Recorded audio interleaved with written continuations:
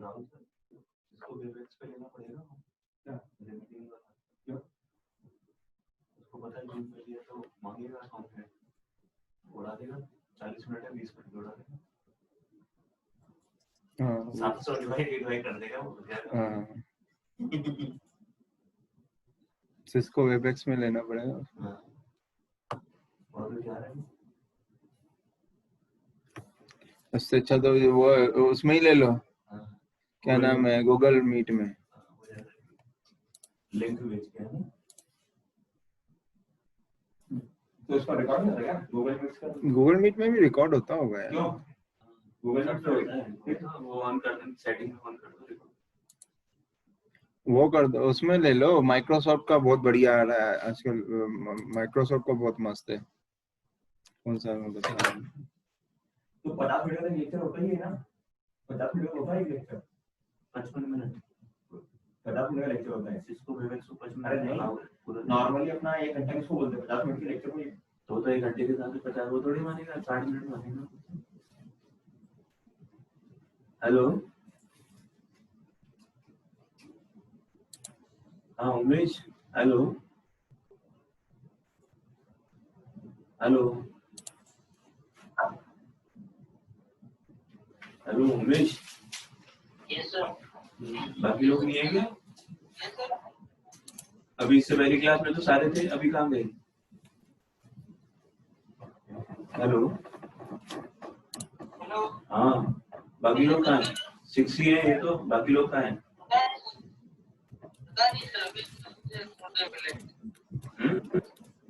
अभी इससे पहले क्लास में कितने थे? अभी इससे पहले वाली क्लास में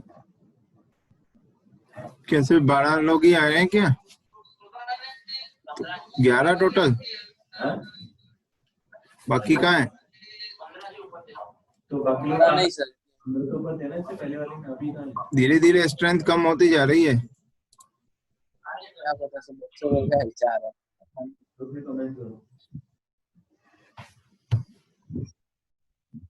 अभी ज्वाइन कर रहे हैं लोग।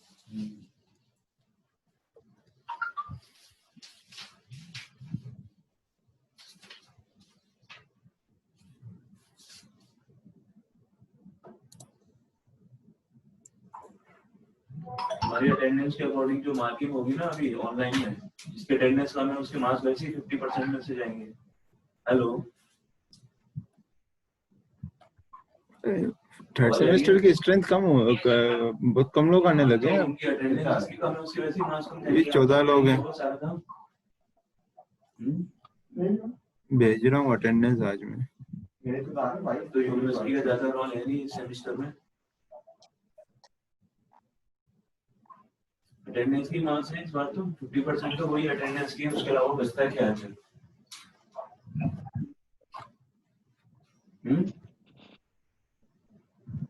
चलिए क्लास स्टार्ट करते हैं हम लोग, है ना? जितने कम आएंगे। Yes sir. लास्ट क्लास में मैंने डिस्कस किया था coordination number and atomic packing factor. Attendance जब मैं बोलूं तब लगाना बेटा, है ना? अभी नहीं।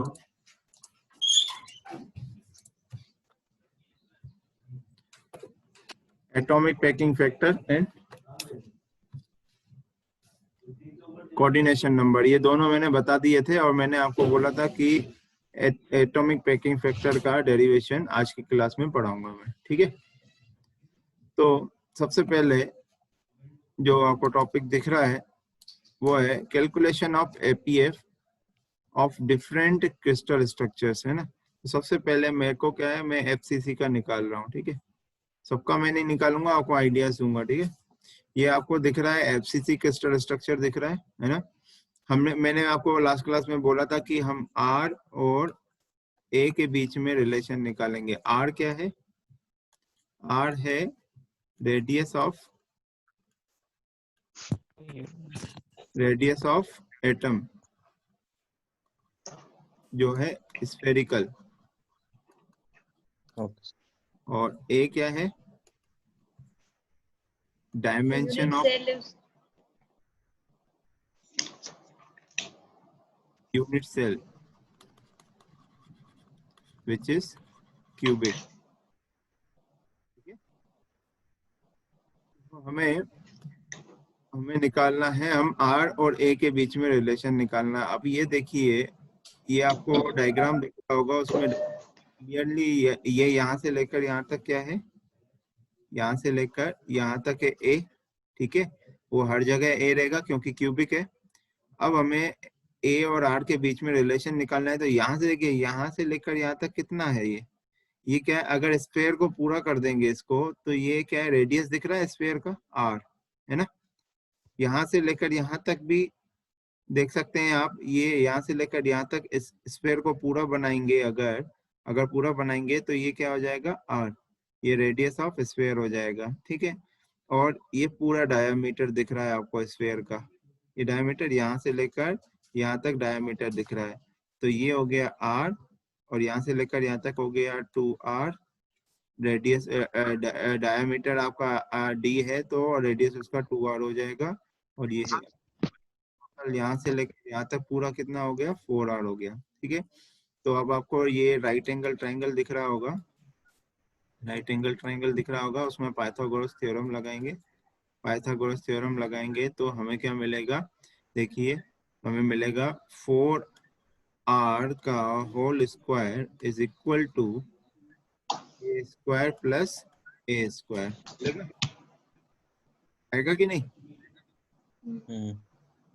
4R का होल स्क्वायर आपका क्या हो जाएगा, 16R square is equal to a square. इसका अपना म्यूट कर लीजिए बेटा, म्यूट कर दीजिए। मैं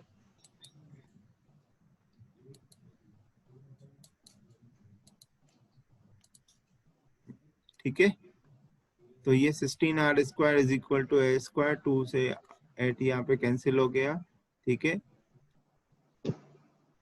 तो अगर दोनों तरफ हम अंडर रूट करेंगे तो क्या आएगा, under root 8R square is equal to under root a square. 8 का अंडर रूट क्या होता है, कुछ होता है क्या, √2 इज इक्वल टू ए। तो आपको यहाँ पे रिलेशन मिल गया R और A के बीच, इसके लिए FCC के लिए, किसके लिए, FCC के लिए, ठीक है, मिल गया। अब हमें क्या करना है, एटॉमिक पैकिंग फैक्टर निकालना है FCC का, FCC का एटॉमिक पैकिंग फैक्टर निकालेंगे।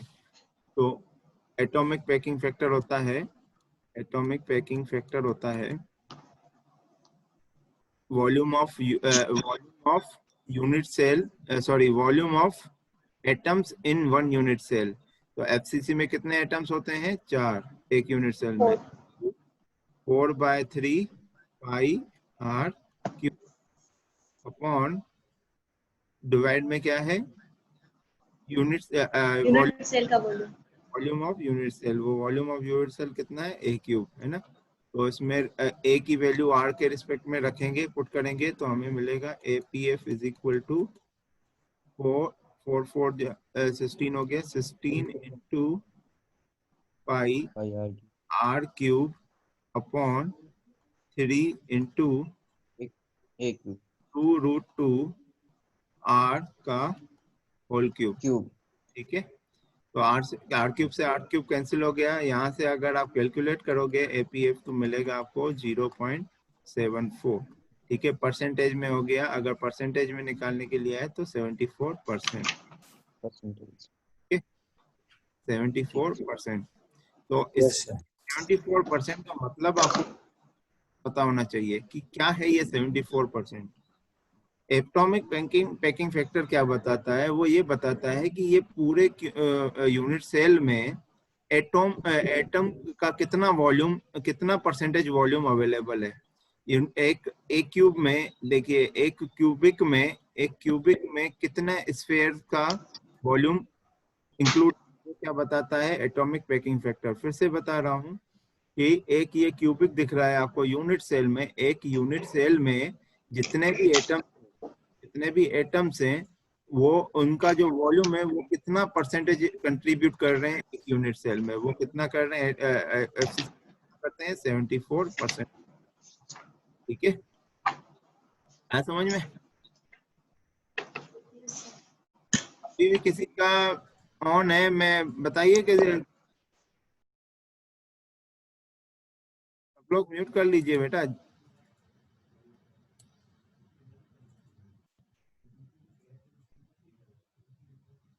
जिसको नहीं समझ में आया वो राइज हैंड करें। सबको समझ में आ गया? Yes sir.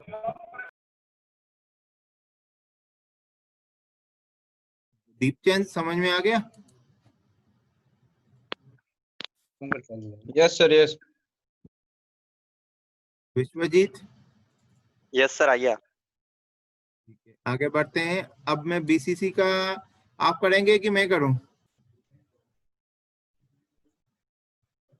बीसीसी का, बॉडी सेंटर्ड का।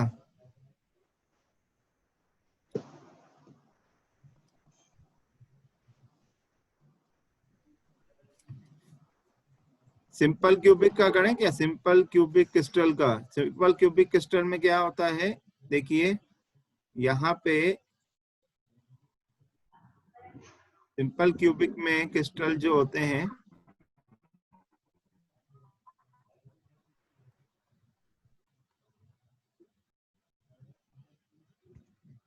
एक कॉर्नर एटम यहाँ, एक कॉर्नर एटम यहाँ, एक कॉर्नर एटम यहाँ होता है और एक कॉर्नर एटम यहाँ होता है। ठीक है, और ये चारों कॉर्नर एटम क्या है, एक दूसरे से टच होते हैं। तो डायग्राम कुछ ऐसा रहता है।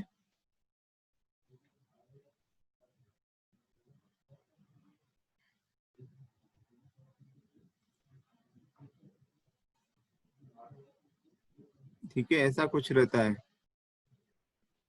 आ रहा है समझ में? Yes sir. दोनों का मैं बीसीसी और एफसीसी दोनों का मैं डायग्राम बना देता हूँ। बीसीसी का और सिंपल क्यूबिक का डायग्राम बना देता हूं मैं।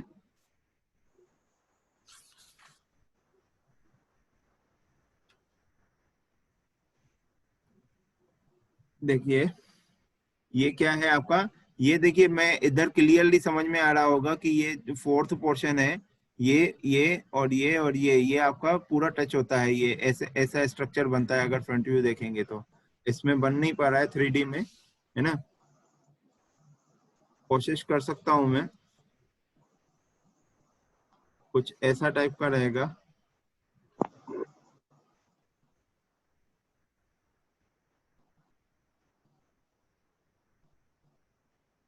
ठीक है, ऐसा कुछ रहेगा। तो अगर आप ये वाले पोर्शन को काट देंगे तो ऐसा दिखेगा। अब ये देखिए, ये कितना है, यहाँ से लेकर यहाँ तक कितना होगा R, और यहाँ से लेकर यहाँ तक कितना होगा R, और यहाँ से लेकर यहाँ तक पूरा कितना है, क्यूब का डायमेंशन है A।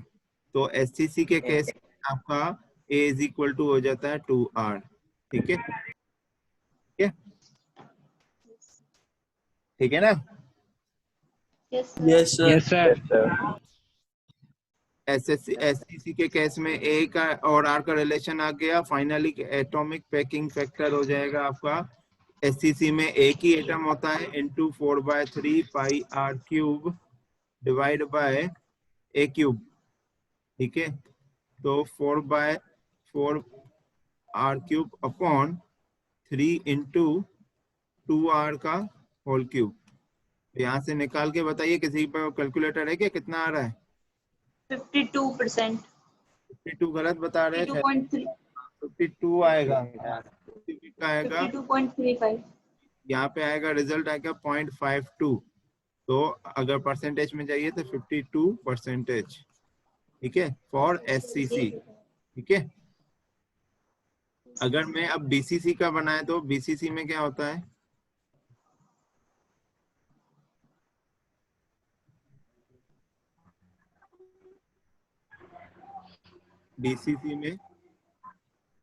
बीसीसी में आपका कुछ ऐसा,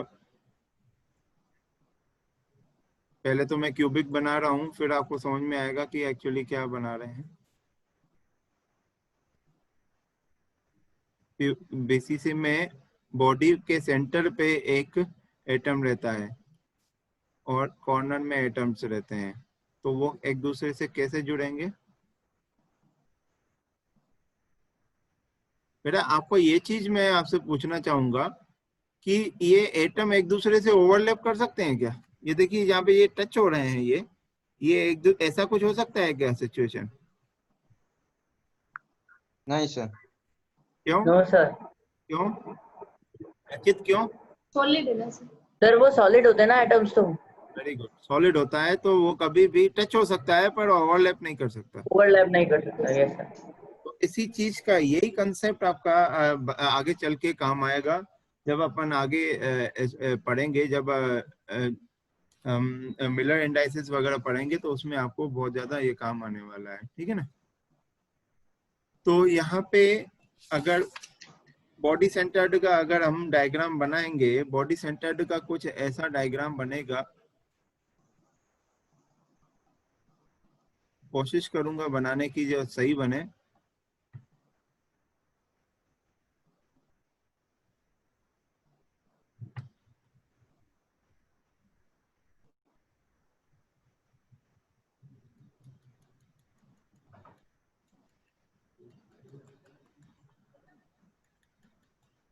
ठीक है, तो एक आपका यहाँ पे देखिए कॉर्नर एटम तो एक दूसरे से टच नहीं होंगे, कॉर्नर एटम तो एक दूसरे से टच हो ही नहीं सकते, पॉसिबल नहीं है ना।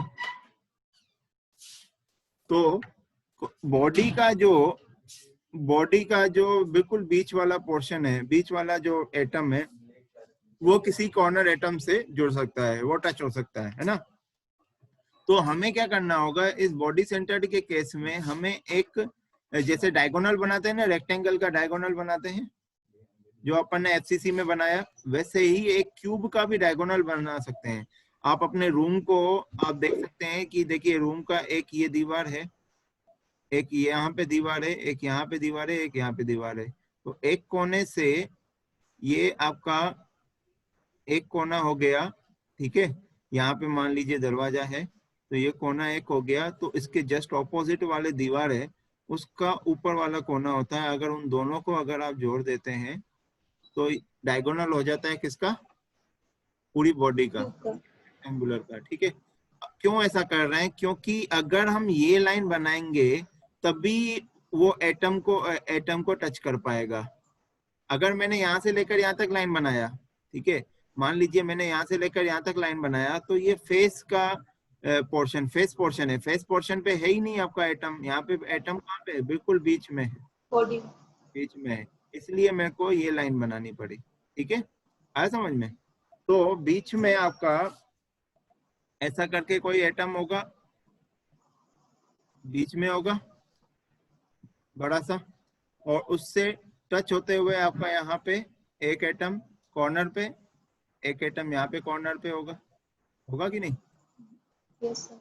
ना समझ में आया तो आप बता देना, मेरे को समझ में नहीं, पता नहीं चल पाएगा कि यार आपको समझ में आया भी है कि नहीं। यहाँ तक क्लियर है? Yes sir. Yes sir. Clear है आपको? Yes sir. Yes sir. धैर्य धैर्य धैर्य है क्या आज? Yes sir. हाँ सर। तो टाइम पे आया करो, मैं रेगुलर देख रहा हूँ तुम लेट आते हो।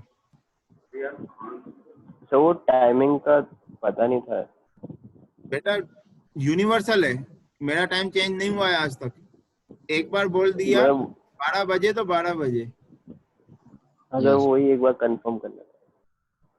इतने टाइम से कंफर्म नहीं हुआ है आपका? नहीं सर, वो मेरे को लगा कि वो टाइम टेबल वाले टाइमिंग पे चलेगा 10:30 से। तो मेरी टाइमिंग है, जब भी चेंज करना होगा मैं बता दूंगा, इन्फॉर्म कर दूंगा मैं उस दिन।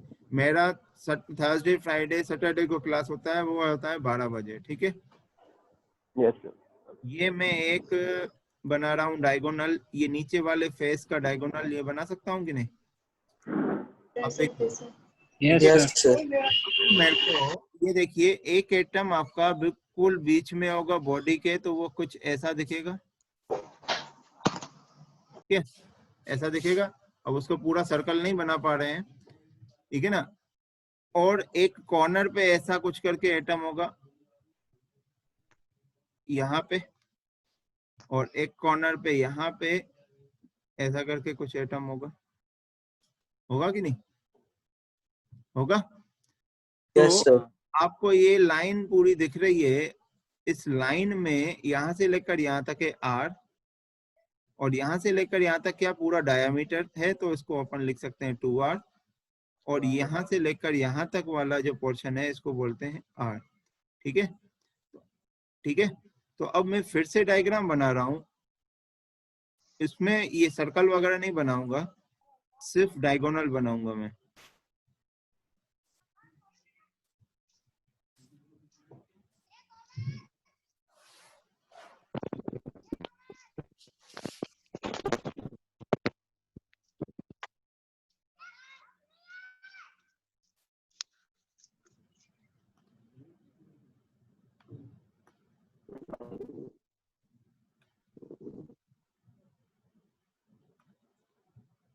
तो ये डायगोनल यहां से लेकर यहां तक डायगोनल बनेगा। एक मैंने बॉडी का, पूरी बॉडी का डायगोनल बना लिया, और एक मैंने एक नीचे वाले फेस का डायगोनल बनाया। ठीक है, तो ये आपको डिस्टेंस पता चल गई, वो क्या है 4r। ठीक है, 2r प्लस 2r 4r। ठीक है, और ये आपको पता है कितना a, ये है आपका a। और अभी हमने थोड़ी देर पहले इसका भी निकाला था FCC में, वो कितना था, वो भी क्या था 4r था क्या, 4r ही था ना? ये Yes, sir. 4r है ना, ये फेस Yes, पे sir. ही Yes. है। तो इधर डायरेक्टली लिख Yes, सकता sir. हूँ, यहाँ पे भी अपन लिख सकते हैं 4r, लिख सकते हैं। तो अब ये आप देखिए अपने रूम पे देख सकते हैं, अगर आप ये डायगोनल बना रहे हैं दो, और ये आपका फेस है, तो ये 90 डिग्री बनाता है बेटा। ये क्या बनाता है 90 डिग्री, क्योंकि देखिए एक दीवार दूसरी दीवार से 90 डिग्री से जुड़ी होती है कि नहीं? तो ये वाली दीवार Yes, ये आपका sir. जमीन है और ये आपकी दीवार है, एक दूसरे में कौन सा एंगल 90 डिग्री होगा कि नहीं? तो ये वाला ट्रायंगल आपको जो दिख रहा है वो क्या होगा, राइट एंगल ट्रायंगल। जो ट्रायंगल आपका यहाँ पे मैं बना रहा हूँ, तो ये है आपका 4r, ये है 4r, और ये हो जाएगा a। तो फाइनली पाइथागोरस थ्योरम क्या लगाएंगे, तो 4r का whole square is equal to 4r का whole square plus a square. गलत है कुछ गलत No, हो sir. नहीं, sir. गलत हो रहा है बेटा? यस सर गलत है। माइनस तो ये होगा रूट 2 सर. है पूरा इसको और मैं आर ये की भी लिख जगह। सकता हूँ, ज्यादा गलत कुछ नहीं हो रहा है। एक्चुअली में डेरिवेशन की अप्रोच गलत थी, वो मैं आपको मैं ठीक कर ले रहा हूँ।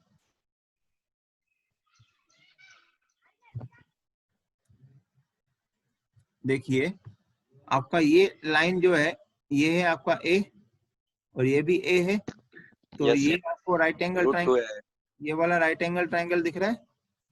यस ठीक सर है, तो ये बेस है, ये परपेंडिकुलर है, हाइपोटेन्यूज कितना होगा ए square plus a square 2a square, root तो 2 है। √2 ए हो। ए तो ये डिस्टेंस यस सर कितनी, यहाँ से लेकर यहाँ तक √2a का होल स्क्वायर। ठीक है, तो 16r square is equal to 2a square plus a square which is a square. √3 आ जाएगा। यहाँ से r और a के बीच में रिलेशन आ गया। ठीक है, यस सर। r और a यस के सर बीच में रिलेशन आ गया। तो अब हम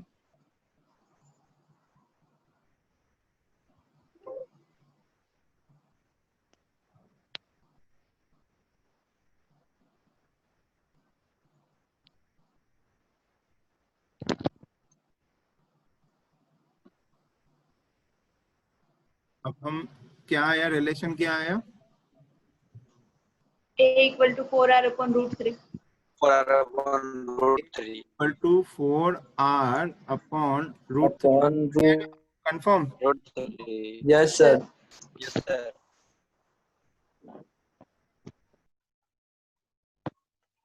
गलत बोल रहे हो?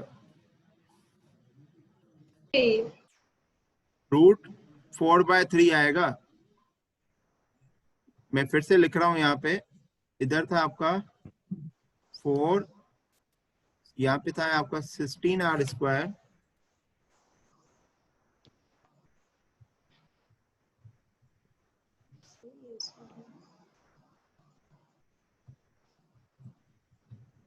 यहाँ पे था 16r square is equal to 2a square plus a square which is 3a square. ठीक है, तो 16 by 3 r square is equal to a square. सही निकाला। a इज इक्वल वही बोला था sir. To 4 bye 4r by 6 बताना r ये ना a और r के बीच में रिलेशन आ गया। फाइनली हम निकालेंगे atomic packing factor for BCC। वो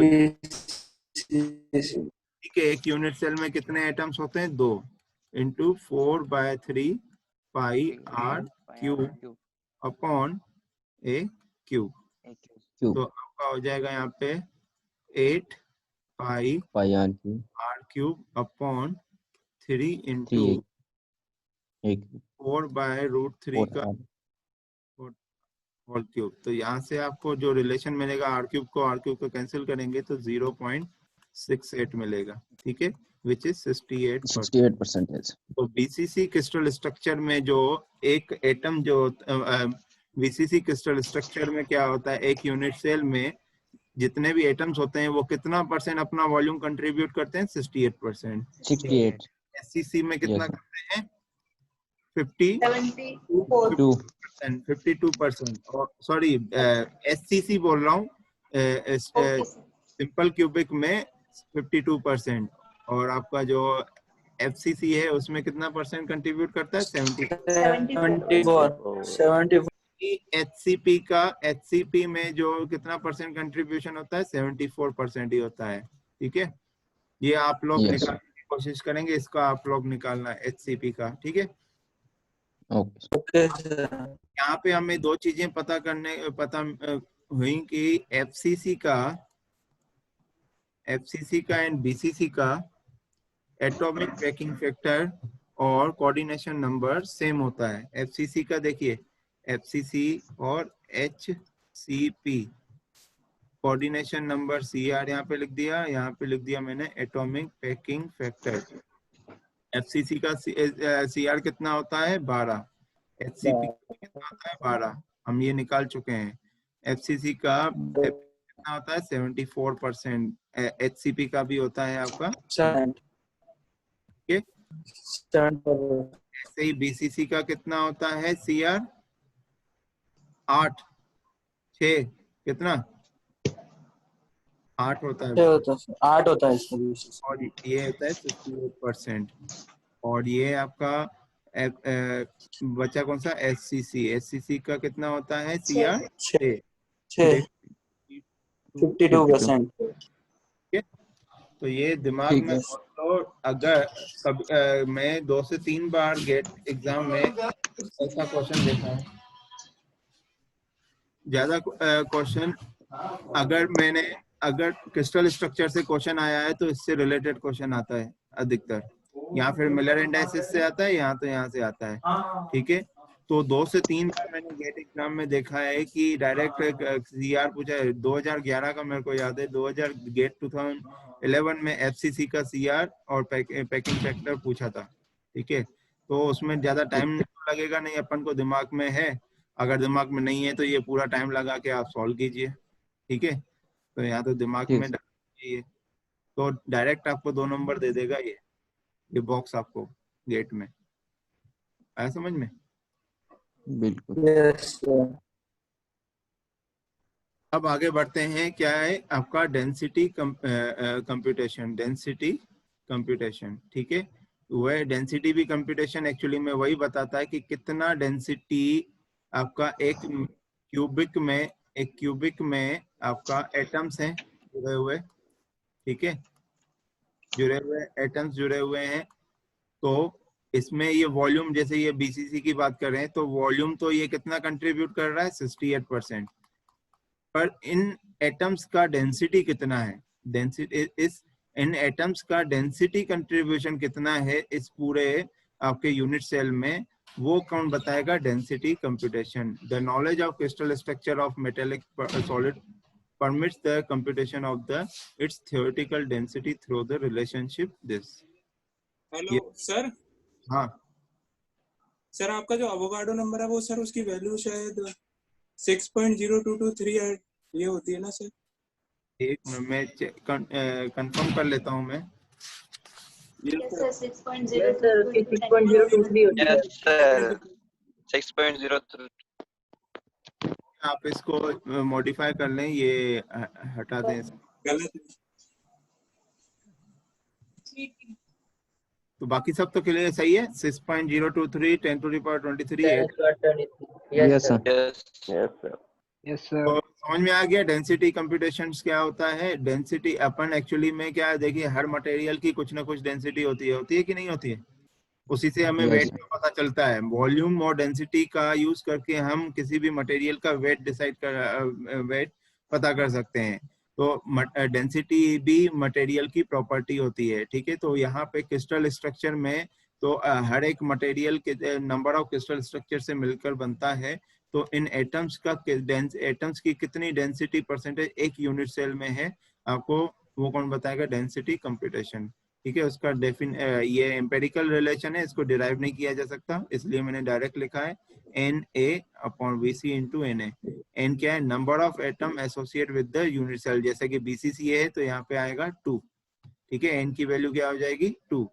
एटॉमिक वेट आपको क्वेश्चन में दिया जाएगा कि एटॉमिक वेट, जैसे मान लीजिए BCC का कोई एग्जांपल, FCC का एग्जांपल है, या BCC का कोई एग्जांपल याद है क्या है? BCC का नहीं है पता?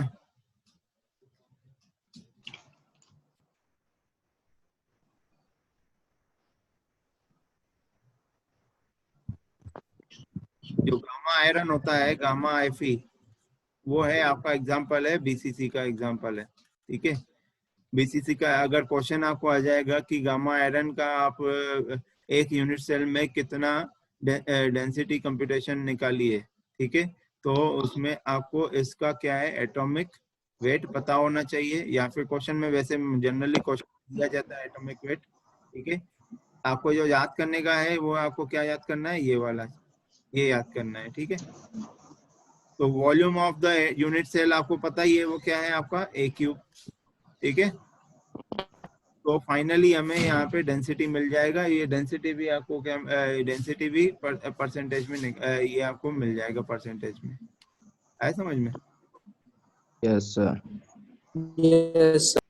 चलो आज की क्लास में इतना ही। आप अभी अटेंडेंस लगा लीजिए। नेक्स्ट क्लास में हम नेक्स्ट थर्सडे को हम मिलेंगे, हम एनालिसिस पढ़ेंगे। क्रिस्टल सिस्टम पहले पढ़ेंगे, उसके बाद स्टार्ट करेंगे मिलर इंडाइसिस, ठीक है। सर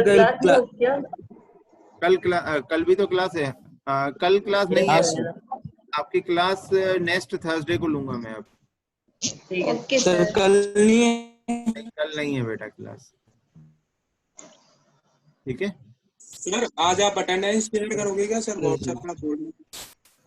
वर्कशॉप सर एक बार अटेंडेंस शेयर करोगे क्या सर? बिल्कुल बिल्कुल अटेंडेंस शेयर आज कर लेता हूँ। मेरे पास कंपाइल पड़ा हुआ है, अब मैं रोज कंपाइल करता हूँ। Okay sir. हाँ ओके सर। अटेंडेंस सभी Thank you, लोगों sir. की हो गई? सबकी हो गई? Yes sir. Yes sir. Yes sir. Yes ये भी कर रहे हैं कोई, सोनू सुथार, ठीक है। Okay, have a nice day. Thank you, you sir. Sir.